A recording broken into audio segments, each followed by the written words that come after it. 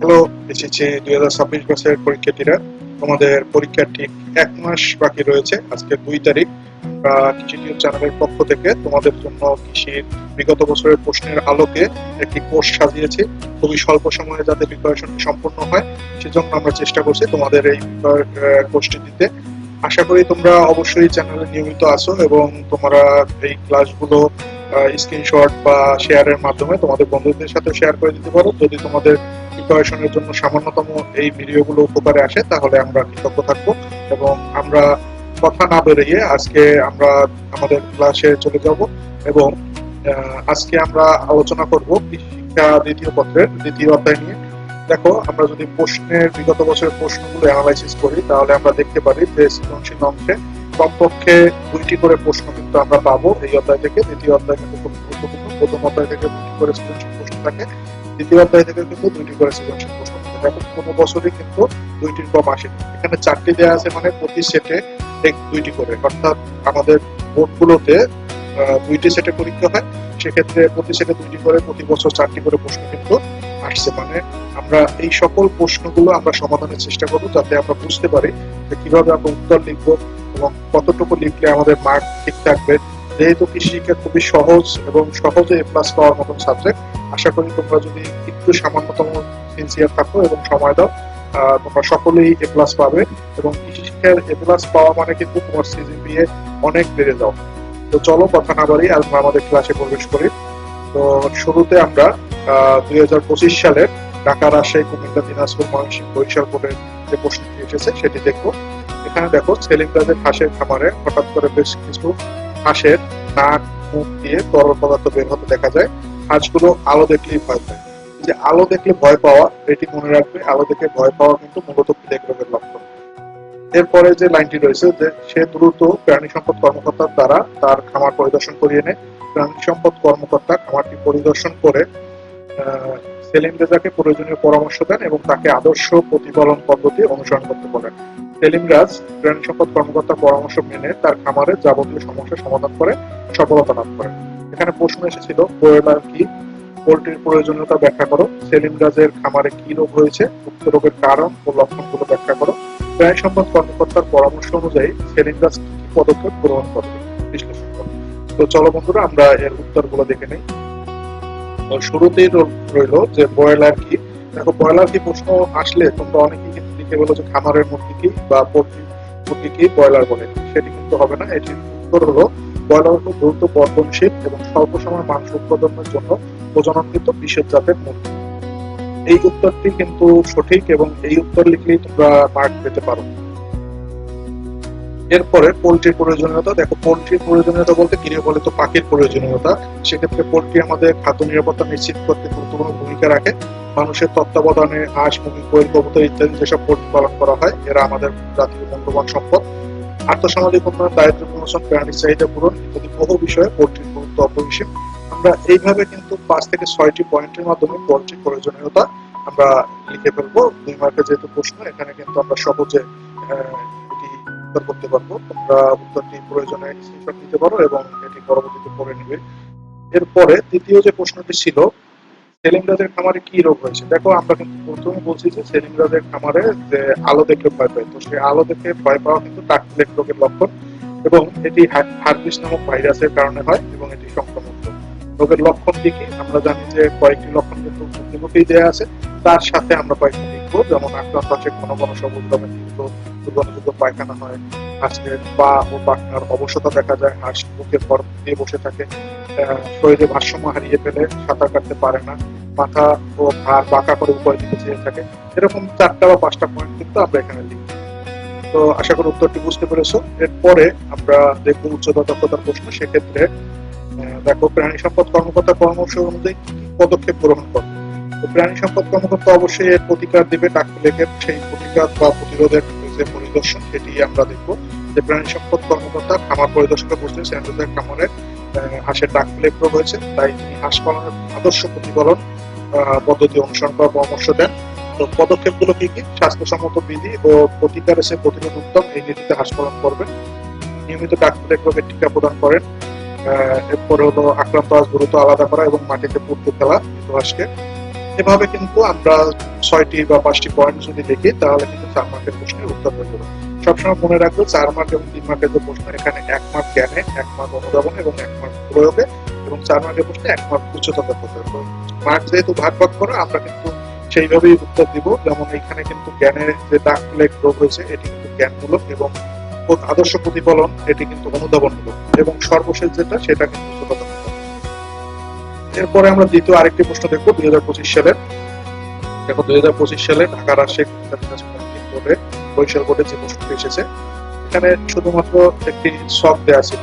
এই যে ছকটি তোমরা দেখতে পাচ্ছ, এখানে মুরগি পালন পদ্ধতি, এর পথে ছিল মুক্ত পালন, পথে অর্ধমুক্ত পালন এবং পথে ফাঁকা ছিল বা প্রশ্ন ছিল। তো পথে যে প্রশ্ন সেটি হচ্ছে লিটার কি, পথে মুরগির ডিম অনুর্বর হয় কেন, ব্যাখ্যা করো। ছকটির গ চিহ্নিত পদ্ধতি ব্যাখ্যা করো। এরপরে বাংলাদেশের প্রেক্ষাপটে কোন পদ্ধতি মুরগি পালনের অর্থনৈতিকভাবে লাভজনক, উত্তর সপক্ষে যুক্তি দাও। চলো এইটার উত্তর আমরা দেখে নিই। দেখো এখানে লিটার কি, লিটারের সংজ্ঞাতে বলা হয়েছে মুরগির বিছানা তৈরির জন্য মেঝেতে যে কাঠের গুঁড়া, পুষ, খড়, শুকনো ঘাস ইত্যাদি ব্যবহার করা হয়, তাই লিটার। মূলত লিটার হলো মুরগির বিছানা। এই বিছানার সাথে তোমরা এই উপাদানগুলোর কথা লিখবে, তাহলে কিন্তু পূর্ণ মার্ক পাওয়া যাবে। এরপরে ডিম অনুর্বর হওয়ার কারণ।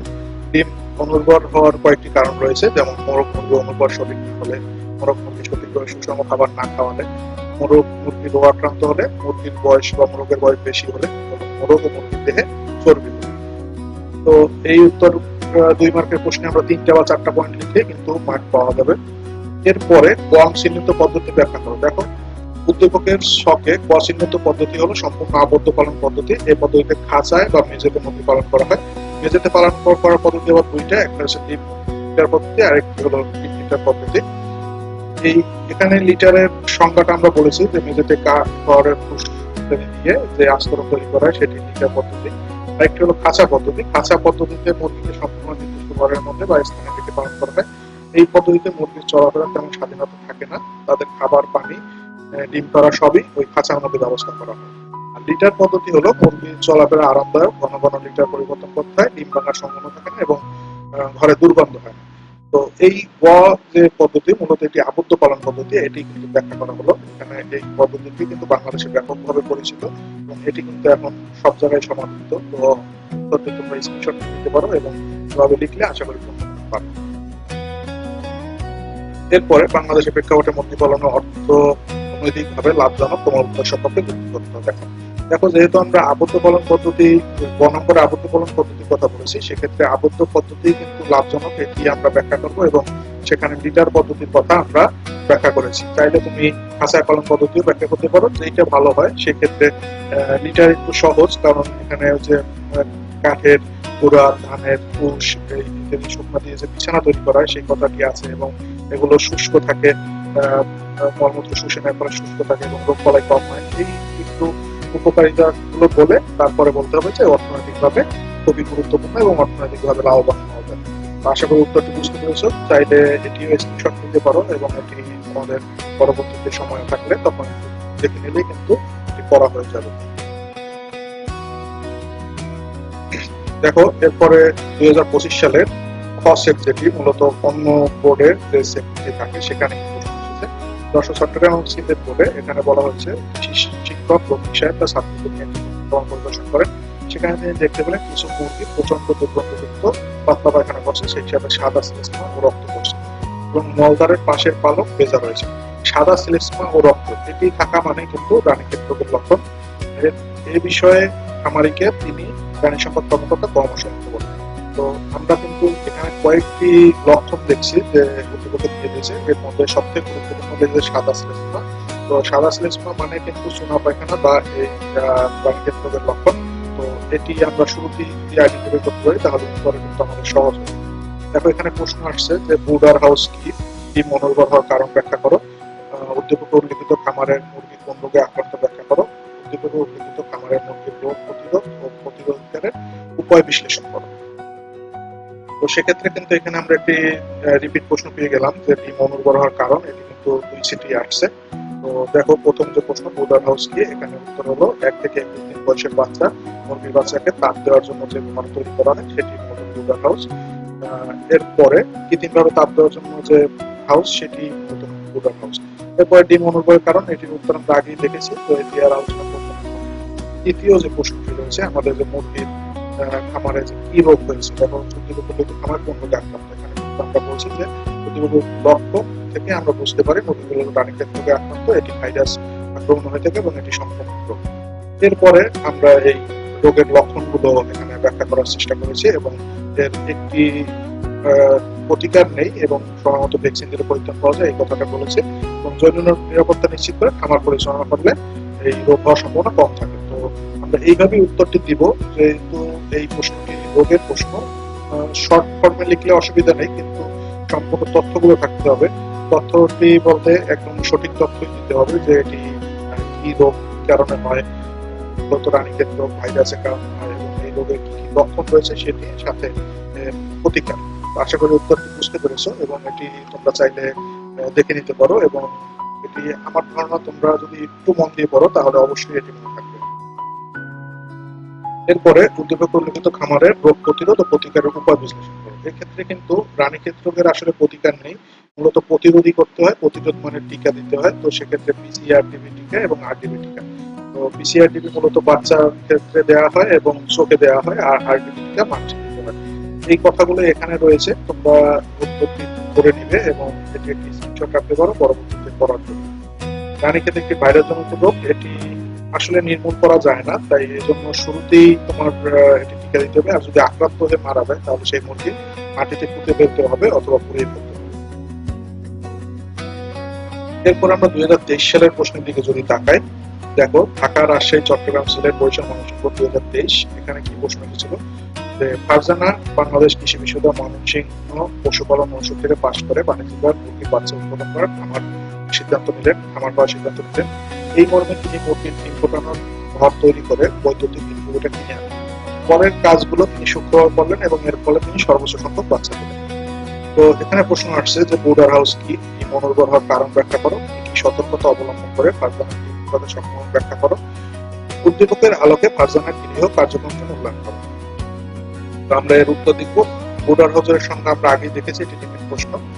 এরপরে ডিম অনুর্বর হওয়ার কারণ, এটিও রিপিট প্রশ্ন। এরপরে কি কি সতর্কতা অবলম্বন করে ডিম ফোটাতে সক্ষম হবে। তো মূলত এই ডিম ফোটানোর জন্য শুরুতেই কিন্তু ক্যান্ডেলিং করে সুস্থ উর্বর ডিম বাছাই করতে হবে। তো সেই কথাটি কিন্তু এখানে রয়েছে যে উদ্দীপক উল্লেখিত বাচ্চা ফোটানোর জন্য ক্যান্ডেলিং সুস্থ উর্বর ডিম বাছাই করে তা বৈদ্যুতিক ইনকিউবেটরে সঠিকভাবে স্থাপন করে। এরপরে আমরা ব্যাখ্যা করেছি ইনকিউবেটর কি করতে হবে। দেখো প্রতিটি আলাদা আলাদা করে লাইন করে দেওয়া আছে যে ফারজানা তার ইনকিউবেটর জীবন ঔষধ মিশ্রিত পানি দ্বারা পরিষ্কার করেন। ডিম বসানোর পরে ফিউমিগেশন করা হয়, তাপমাত্রা ঠিক করার জন্য সতর্কতা অবলম্বন করেন, এবং এটি গুরুত্বপূর্ণ যে প্রথম সপ্তাহে 37.78 ডিগ্রি সেলসিয়াস তাপমাত্রা এবং ডিম ফোটার আগ পর্যন্ত 0.9 ডিগ্রি সেলসিয়াস করে তাপমাত্রা কমাতে থাকে। এরপরে ইনকিউবেটর আর্দ্রতা ঠিক রাখতে হবে। এরপরে 45 ডিগ্রি কোণে ডিম বসাতে হবে। তারপরে হ্যাচিং ট্রেতে স্থানান্তর করতে হবে। এই কথাগুলো মানে সম্পূর্ণ প্রসেসটি, পুরো প্রশ্নে কিন্তু আসলে আমরা কৌশল জানতে চাই, প্রশ্নকর্তা যিনি আছেন তিনি কৌশল জানতে চাই, এবং এক্সামিনারও তোমার উত্তরের মধ্যে কৌশল কিভাবে করছো কাজটা সেটি কিন্তু বোঝে। তো সেক্ষেত্রে এই কৌশলটি এখানে বর্ণনা করা হয়েছে। আশা করি তোমরা বুঝতে পেরেছো। সহজ, কিন্তু 5-6টি পয়েন্টের মাধ্যমে যদি লিখো তাহলে কিন্তু সহজ হবে। এরপরে উদ্দীপকের আলোকে ফারজানার গৃহীত কার্যক্রমকে মূল্যায়ন করো। এখানে উদ্দীপকের আলোকে মূলত ফারজানা একজন উচ্চশিক্ষিত দক্ষ মানুষ, এবং তিনি কিন্তু আসলে যেহেতু পশুপালন অনুষদে পড়েছেন, তিনি কিন্তু সবই এই বিষয়েই পড়াশোনা করেছেন এবং গ্রাজুয়েট একজন।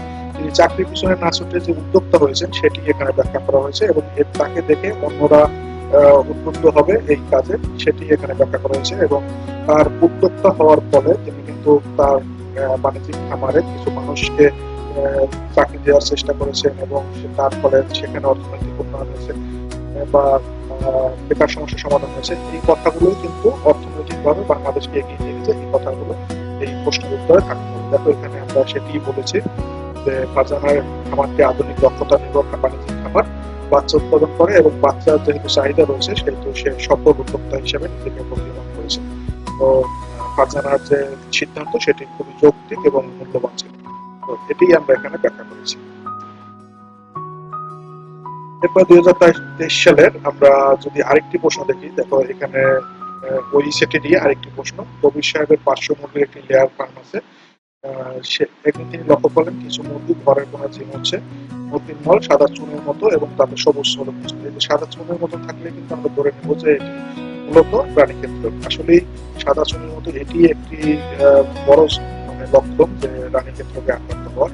তো এরপরে যেগুলো আছে যে পাকা ঘাড় ও পক্ষাঘাতগ্রস্ত মানে অবশ হয়ে গেছে, এই সমস্যার সমাধানে তিনি চিকিৎসকের পরামর্শ নিলেন এবং তাকে মারাত্মক রোগে আক্রান্ত এবং নিরাময়ের জন্য কি করতে হবে সেটি বুঝিয়ে দিয়েছে। এখানে প্রশ্ন আসছে যে খাকি ক্যাম্পেল কি, খাঁচায় মুরগি পালন লাভজনক ব্যাখ্যা করো, কবির সাহেবের মুরগি কোন রোগে আক্রান্ত লক্ষণ সাপেক্ষে ব্যাখ্যা করো, উদ্দীপকে বর্ণিত রোগটি পোল্ট্রি শিল্পের জন্য ঝুঁকিপূর্ণ ব্যাখ্যা করো। তো দেখো এটি কিন্তু রিপিট প্রশ্নই 2025 সালে আসছিল। তারপরেও খাকি ক্যাম্পেল কি এটি একটি নতুন প্রশ্ন। এই প্রশ্নটি কিন্তু প্রায়শই পরীক্ষায় আসে। তো খাকি ক্যাম্পেল হলো ডিম উৎপাদনকারী হাঁসের একটি জাত। যেহেতু আমরা হাঁসের জাতগুলো সঠিকভাবে মনে রাখতে পারি না, কিন্তু এইটি কিন্তু গুরুত্বপূর্ণ। খাকি ক্যাম্পেল, জিন্ডি, এগুলো কিন্তু মূলত হাঁসের জাত, ডিম উৎপাদনকারী জাত। এরপরে যে প্রশ্নটি রয়েছে এটি দেখো, খাঁচায় মুরগি পালন লাভজনক কেন? খাঁচায় মুরগি পালনের আমরা একটি প্রশ্ন করেছি, তারপরে এখানে লাভজনক কেন? এই পদ্ধতিতে অল্প জায়গায় বেশি মুরগি পালন করা যায়, ডিম সংরক্ষণে সংগৃহীত হয় এবং সহজে আঘাতপ্রাপ্ত হয় না, লিটারের প্রয়োজন হয় না, ফলে খরচ কম, আবার সহজে দেওয়া যায়, রোগ বালাই শনাক্তকরণ সহজ। এরপরে কবির সাহেবের মুরগি কোন রোগে আক্রান্ত, সেক্ষেত্রে অবশ্যই এই যে রানীক্ষেত রোগের লক্ষণ আমরা বুঝতে পারি যে পায়খানা বা সাদা যুক্ত পায়খানা থাকলে সেখানে রানীক্ষেত রোগে আক্রান্ত। তো সেই কথাটি আমরা এখানে বলছি এবং লক্ষণ সমূহ এটি রিপিট প্রশ্ন যেহেতু সেহেতু এখানে দ্বিতীয়বার আমি আলোচনা করছি না, তোমরা চাইলে দিতে পারো এবং এখান থেকে 6টি পয়েন্টের মধ্যে 4টি বা 5টি পয়েন্ট দিতে। এরপরে তোমার যে সর্বশেষ যে প্রশ্ন যে উদ্দীপক উল্লেখিত পোল্ট্রি শিল্পের জন্য ঝুঁকিপূর্ণ। আসলে এই পোল্ট্রি শিল্প বাংলাদেশে একটি সম্ভাবনাময় শিল্প। এটি দারিদ্র বিমোচনে কর্মসংস্থান সৃষ্টিতে ভূমিকা রাখছে, কিন্তু এই শিল্পের প্রধান অন্তরায় হলো রোগবালাই আক্রমণ। সেক্ষেত্রে যদি রানীক্ষেত রোগ হয় সেক্ষেত্রে কিন্তু অল্প সময়ের মধ্যে সমস্ত খামার আক্রান্ত হয় এবং মুরগি মারা যায়। তো সেটি খুবই গুরুত্বপূর্ণ এবং এই রোগের প্রতিকার নেই, যেহেতু প্রতিরোধ করতে হবে সেহেতু অবশ্যই ভ্যাকসিন দিলে এর পরিত্রাণ পাওয়া যায় এবং জৈব নিরাপত্তা খামারে নিশ্চিত করা যায়। দেখো এই কথাগুলো এখানে রয়েছে, আশা করি তোমরা এই উত্তরটি বুঝতে পেরেছো এবং যদি কোনো প্রশ্ন থেকে থাকে তাহলে আমাকে অবশ্যই তোমরা কমেন্টে জানাও এবং আমি চেষ্টা করবো এরপরে যে প্রশ্ন সেটি 2022 সালের, আমরা আজকে আর নির্বাহিত করবো না। আমরা চেষ্টা করছি যে তোমাদের 15 মিনিটের মধ্যেই ক্লাস শেষ করার। যদি এই 2022 সালে যে প্রশ্ন এটি আমরা পরবর্তীতে আলোচনা করবো পরবর্তী ক্লাসের জন্য। সেই পর্যন্ত তোমরা ভালো থাকো, সুস্থ থাকো এবং কোনো সমস্যা মনে করলে আমাকে অবশ্যই প্রশ্ন করবে, আমি চেষ্টা করবো তোমাদেরকে উত্তর দেওয়ার জন্য। ধন্যবাদ।